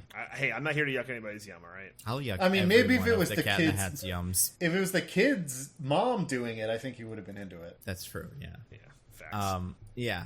The end of the movie, the party, and then Cat in the Hat. The kids jump on the thing. It is a really long, like, kids jumping. Mom jumps on the couch. Everyone's montage. having a good time. Yep. Good for them. Yeah, I think this movie's pretty good. I had fun with it. I really Did you did. really? Yeah, You're in the middle of it. And you're like, yeah, great time. I'm having a great time. A lot of the jokes were funny. When the little girl was like, "How many shots?" I thought that was funny. And I did. She was the best part. Yeah, Dakota she was Fanning great. is easily the best part. And I think all the mugging. I think Mike Myers' mugging worked for me enough that I liked that. And watching whatever Alec Baldwin was doing in this movie was also entertaining in some way. Probably not I will say the way it was intended. You couldn't convince me that any of the actors like phoned it in. Like it really did feel like everyone was giving maximum effort. Yes. You know what I mean? I do know what you mean, and I agree. No one's like, oh god, they're just like they don't want to be, or if they didn't want to be here, it didn't show. Except for Mike No Myers, one was- apparently. Yeah, Mike Yeah, Myers right. And did. even then, I was like, oh, But nobody was serving Anthony Hopkins in the Wolfman movie. Yeah. Well, and it is. I do want to say, because I said this and I don't think it's come up. He does do the Cat in the Hat voice is mostly Linda Belcher, like, which is really weird. It's a weird choice. It could be anything, but it's this like, hey, call me. I'm getting the thing. It's really weird. Bobby. Yeah. That is disturbingly Oh, it's gonna close be to the Cat in the okay. Hat voice. Yeah. Nando's right. That's like what it is. It's really. Yeah, it's really I did not upsetting. have that thought watching it, but you're right. It's a bad choice. I don't know why he made it. Maybe that's what I it is. could Maybe say that that. little. I could say that about literally every single choice in the entire movie. No. All that stuff at the cupcakes was great. Yeah, this movie's pretty good. You guys. So anyway, thank you. Who was this? Who? Jay Brawler. Jay Brawler. Jay Brawler. Thank you, Jay Brawler. Thank you, This Jay is- Brawler, and I'll see you in hell. Yeah, I'm gonna Yeah. bet out of everything we've gotten from everybody, this is probably the worst one of these that we've gotten out of the way. Oh, let's not count our chickens before they hatch. I mean, I've seen all of these except for Jumper, so I don't know what to I expect. can't from believe that. you haven't seen Jumper. I've watched Jumper no less than like a dozen times. Yeah, I don't know. It is a movie that when I was like this came out in 2009, in like college, for whatever reason, I was so into this movie. I loved this movie. I don't fucking know why. I wanted to jump like the cool guy in Jumper, the bad boy. I thought, Well, you maybe also- I thought it was like awesome. You also just said that at 17 you loved The Love Guru, so I don't think we can trust any of your decisions around that time period. Yeah, it's true. Yeah, and very little has changed. You know, I think Love Guru holds up. I like all the jokes about how the Justin Timberlake character is a big old dick. That's like most of the jokes in the movie. It's great.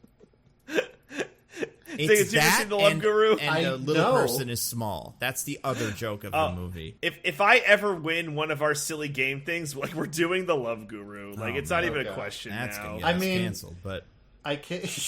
maybe by then it will be time. I can't fault you for that because that's way better than whatever garbage I'm going to make you guys watch if I win. We'll see. Speaking of, our NFL wins pool, Survivor pool should be starting up soon. Oh, It's that shoot, time you're of right. year, so Yeah. keep an eye on social, and I'll when it becomes the appropriate moment, we'll have all the details so you guys Yeah. can. Speaking of details, do you guys want to get to our classic segment? Yeah. All love- right. love Do you guys details. have anything to recommend to the people, DJ?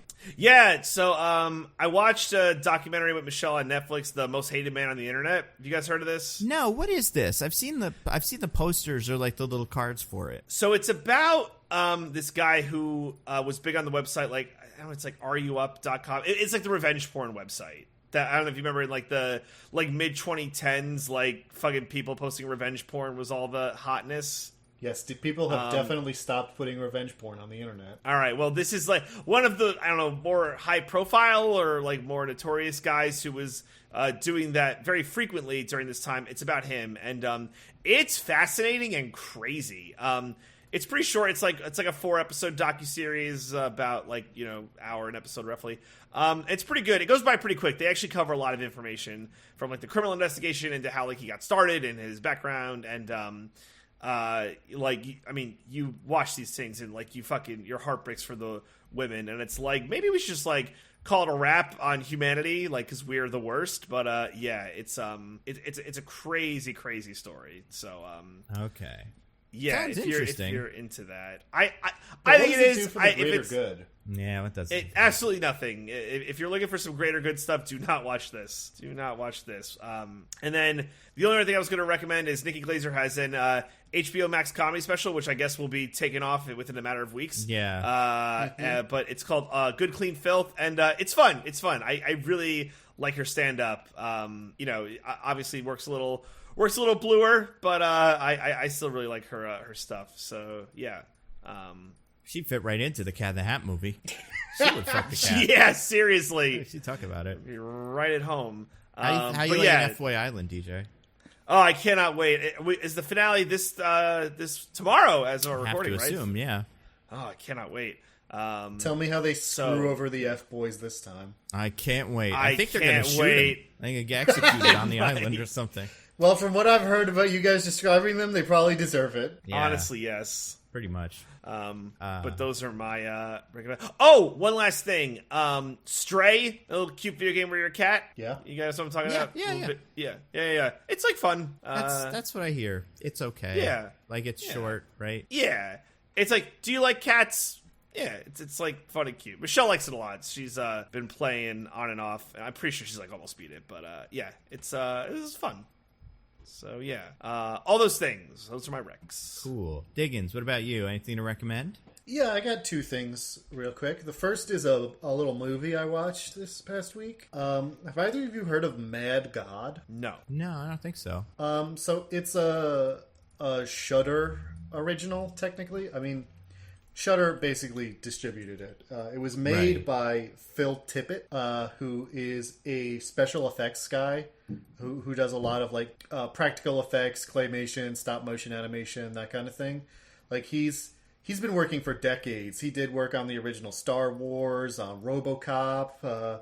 Indiana Jones, and he's kept working. Like, he still does stuff. And this is kind of his, like, passion project of him just, like, going full out. It's a full, other than, like, a couple scenes with live action actors, but even then mostly in like stop motion animated sets. It's fully stop motion animated, and it is a nightmare. It is a fever dream. It is, I wouldn't say it doesn't have a plot, but it basically doesn't have a plot. Like, it's there if you're looking for it, but it's beside the point. It's really just about 80 minutes of him making these like nightmarish, like crazy scenes of like these monsters and just horrific scenarios just happening for 80 straight minutes, centered around the idea of there's this like lone figure in a kind of like gas mask and full coat and everything,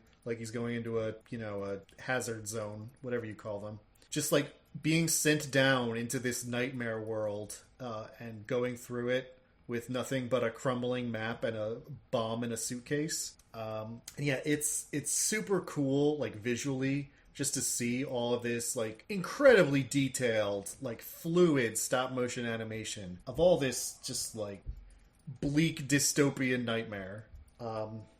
If that sounds appealing to you at all, it's streaming on Shudder. It had a limited theatrical run, but I think that's over by now. But it's as long if you're subscribed to Shudder, it's totally free. So yeah, I mean, Shudder's not, but the movie is. But anyway, the other rec I have is perhaps the single least necessary rec any of us have ever given. Oh, it's I wonder exciting. what it is. Well, you see, this week I finally started watching a big blind spot of mine. I started The Sopranos. Oh, sure.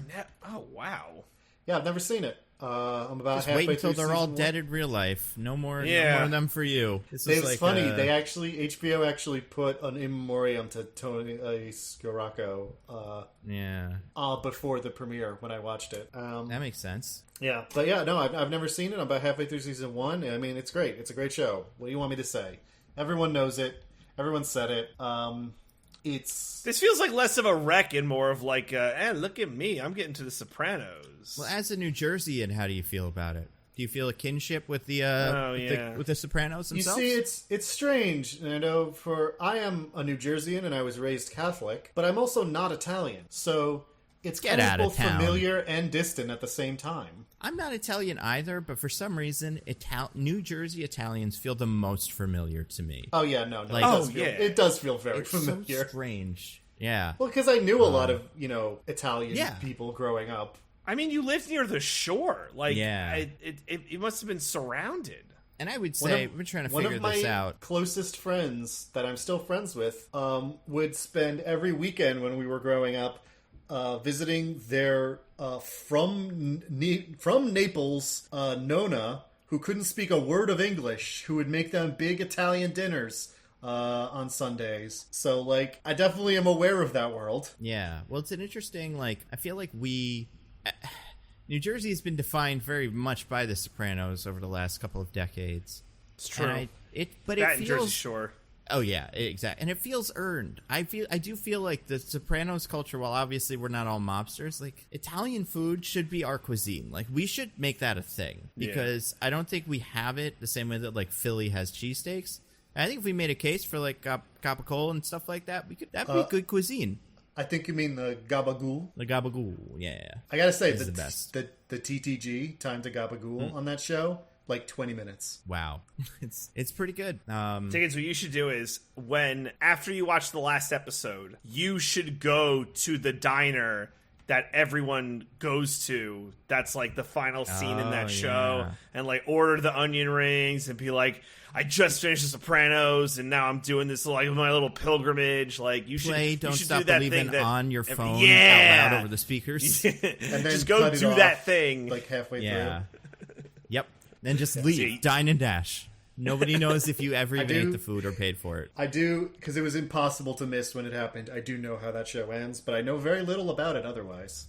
Well, I mean, yeah, it's ambiguous anyway, so it doesn't really matter what you know. I was going to say, Diggins, once you're done watching it, you have to go to that strip club that is somewhere The near Bada kind Bing? of where... The Bada Bing, yeah, which is not too far from where I grew up. It has a big sign that says "Bada Bing's" from Sopranos. That's not what it's called, but yeah. So you've been there? I have not, but I wouldn't want to ruin the mystery. I've also never seen Sopranos, so it wouldn't be fun for me. I mean, I would just be like, ew, a strip club. These are have you seen it? Not very good. TJ? Yeah, I watched it in college. At some point, I was like, I'm gonna watch The Sopranos. I mean, it's a great show. It's layered and compelling, surprisingly funny often, and about as subtle as a sledgehammer, which I kind of appreciate. Oh yeah, I have seen clips, and it is a genuinely like very funny show when that's what it's like when that's what it's going for. In a way that I think like a lot of the good HBO, a lot of that stuff was like it all gets like kind of remembered as super dramatic and like serious, but it's also really funny. Like Mad Men was that. Mad Men was super funny. But yeah, anyway. I wonder if I was just gonna say, I wonder if The Sopranos is made today, if it gets like as noticed, or if it gets lost in like the morass of there being like 10 billion TV shows on. The Many Saints of Newark. Yeah. I was going to say, It would have been canceled anyway. We would have just heard about it today. The Sopranos, Raised by Wolves, all the HBO Max shows, no more. Yeah, I think it would still get attention today. I do think there's something special about mobsters and the mafia that like activates a part of your brain that like the Scorsese films kind of occupy, where it's like, oh, a good version of this, and like Godfather, and like, I don't know. That does, I think there's enough people that just see that and are kind of bought in. Yeah, you have a set audience. Yeah, that makes sense. The Sopranos pretty much launched the style of prestige TV show we still have now. Yeah. Yeah. So I feel like even if it came out now, it might not be like the incredible show that everyone says is the best thing ever made, because it exists in a saturated market now. But I think people would be like, oh, one of those, that's really good. It'd still get attention. Yeah, it would be one of those like Ozark, where it's like, oh yeah, new Sopranos season. I kind of fell off on that. And Netflix would release them all at once, and you forget they ever existed. Yep. Yeah. Show's great. Enjoying it. I'm going to keep watching it. Nando, do you have anything to recommend to the fine people? I wish I could say I did, but I honestly don't think I do. Like, I've been so media, and not like I haven't watched this stuff, because I watched this. The most important thing. You sacrificed so much. Right, yeah, and I watched FOI Braver Island. than the troops. I have a bunch of books that I've got, but I'm waiting, because I'm going to go on like a little vacation, so I'm holding on. So I got the Supergirl book by Tom King, supposed to be very good. Lila Starr, many that's Lila Starr, also supposed to be very good, but I haven't read those yet. I've haven't played any exciting games. I watched FOI Island. I watched Nathan Fielder's show where he torments people now, where he is the devil, and I love that for him. I think it's fascinating. I was just going to say, Nando, there are people who like have gotten the screeners for future episodes of Nathan For You that says it gets like even crazier. Oh my god! Apparently, yeah, I can't even fathom that. Right? Like apparently it goes like off the rails. Yeah, I'm very excited. Maybe it's overhyped, but yeah, we're at a point now where I could see this all being fake. Like I could see him going back at the last episode and like showing us how he rehearsed with the guys for the scenes that seem to be genuine. Because why would you leave the first episode? No. Well, like because like in the first episode, he's like, we sent guys like to your house and blah blah blah, like that whole thing. No. Mine would be like him in a meeting with Core and the real like lady, the cheap chick in the city, talking them through the scene they're going to do at the bar. Like the whole thing was fake. Because why would he leave something that important up to chance? That just doesn't fit with the ethos of what this Nathan For You character would do. Oh, I see. I'm not saying I think that's what it is, but I like we're at a point where it could go so deep. I don't know what to believe anymore. Yeah. Especially now that it seems like it's like one long saga that we're dealing with. Like it. Oh also, like why build that whole giant bar? But build it because you're gonna fake some scenes inside of it that will actually be seeming like real scenes later. Like, I don't know. Oh, God. I'm, like, so excited now. I could see it. I'm not saying that's what I think is going to happen. But anyway, like, that show's good. You know what I did watch? And I don't love it as much, but I know a lot of people really like it. So I'll recommend it as, like, something people would probably like. Is the new show on, what is it, Amazon, maybe? I don't know. It's based on a comic by Brian K. Vaughan called Paper Girls.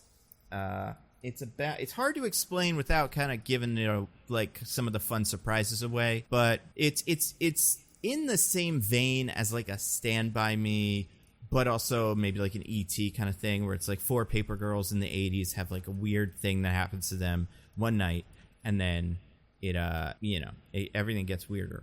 I do think part of why I'm less hype on it is just visually, it's not as cool as the, like, it's just such a, it has like a kind of, I don't know, it's good, but it's one of those shows where like, and I think Runaways had the same problem, another Brian K. Vaughan thing, where it's like, this looks fine, but like in the comics it looks way cooler, and I'm not connecting with it quite as well. But I've heard good things from a lot of other people, and it might be fun. Brian K. Vaughan should make his comics worse so the shows seem better. I mean, it seems like that's the only option for me, because I had the same feeling about Why the Last Man, the other Brian K. Vaughan live adaptation. So, like, if they do Saga, I don't know what we're going to get. And I don't think they will, because I don't know. They probably will. But it's that one, I think people say it's unfilmable, and I believe them. I don't think they can film it. So maybe animation. Like, I don't know. I think I would love to see, like, the art of this book is so much fun. I'd love to see it animated. But it's also just a good book. Like, you just read it as a comic book. So I'll recommend that. But yeah. What do we do next week, fellas? Is it Predator Good movie? question. Yeah, Prey's coming out this week, right? Yeah. It is coming out in a way that you can watch it at home, DJ. For a limited amount of time until they take it away from you for no reason. No, this one's Hulu, so they'll give it to you for... Okay. You guys want to do Prey? We do Prey. Yeah, sure. I'm really curious to see how they just, like, ruin... I don't know. The woke mobs are going to ruin the storied Predator franchise. Ruin all of the great plot points that the Predator left us off on. Well, yeah, I want that. I want, like, a scene where, like, Boyd Holbrook and Arnold Schwarzenegger time travel back to whatever 1800s and are like, come join us to do more shit with... There's all more Predators you can even imagine. Because, that's what's important about these movies. You wouldn't believe how many Predators there are. DJ, do you have anything to plug? Just Roses and Rejections. Still going with Lovey McPherson for the Pop Break, as we'll be doing for the rest of this Bachelorette season until Michelle joins us. Probably around hometowns. I gotta say, this double Bachelorettes thing, I think has been like an unmitigated disaster. But, I mean, yeah, I think that's what happens when you don't plan for... What happens when you give men all the power in the show where the woman is supposed to find true love? So, well, I mean, men just have all the power that's just in the life, other show. DJ. Men have all the power when women are looking for true love. Yeah. So, yeah. But that's all I got. Diggins, anything for you? Just my usuals. I have my newsletter, A Little Perspective.substack.com. I stream sometimes at twitch.tv/This Is an Odd Name. And you should check out the collaborative universe project, Ballads of the Distant Reaches. Especially this week, you should definitely go subscribe with your email this week to receive a very fun story. What about you? That cryptic message could mean. What about you, Nando? What you got anything to plug? I don't know. I put out the Batman 2 pitch video the other day. It's been out for like a couple days. I'm not sure when the next video will be out because I'm not sure when it will be done. So just follow me on YouTube and Twitter and stuff like that, and then you'll have information about those things. But yeah, I'm not quite sure what the schedule's like. I'm trying to work that out right now. I have a really fun idea for a Thunderbolts pitch that I'm just a question like how long does it take to make? And I was gonna do a casting the Batman, the Bat Family movie. Which now I need to write a segment for Batgirl because we need to recast her because she no longer, her movie is gone, dead to the times. We'll never see it. Also, if anybody has that movie, send it our way. I want to watch the Batgirl movie. Yeah. I hope it leaks and everybody sees it because I'm just super curious. I would love that. Yeah, I wouldn't be surprised if that happens. Yeah. So next week probably the Prey movie, I assume. And until then, I've been at Nando V Movies on Twitter. I'm at Zippy by Day. I'm at This Is an Odd Name. Goodbye, everybody. Goodbye. Woohoo! Bye. We love you.